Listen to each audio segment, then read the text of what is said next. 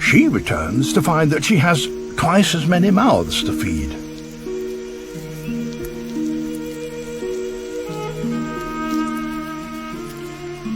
The loser has failed at her only chance of parenthood.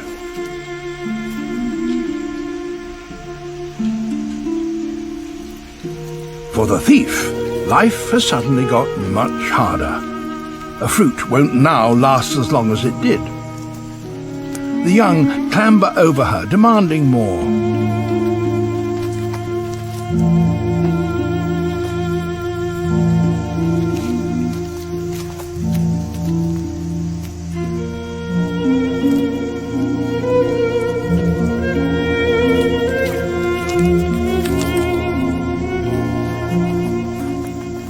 She returns with another fruit, but her enlarged and insatiable brood wants still more.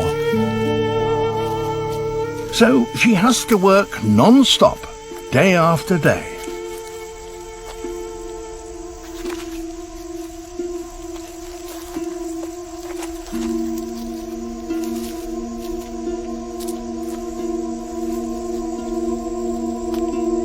At last, the young become big enough to fend for themselves, but their success has come at a cost.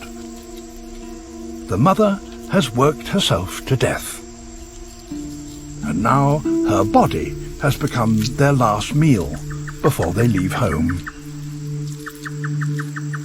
Looking after the young in such a way is thought to be the first step towards living in a community.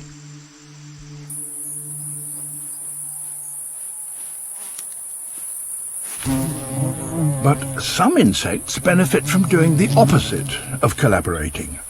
They kill one another. Dawson's bee is one of the largest in the world. It nests in the baked soil of the Australian outback. Flowers are rare in this desert, so colonies of these bees are few and far between.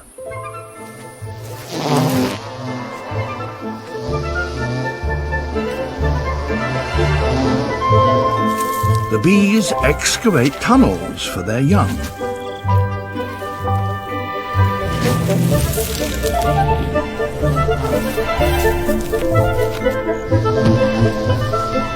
The community is so harmonious that it's hard to believe that this place is also the setting for mass murder.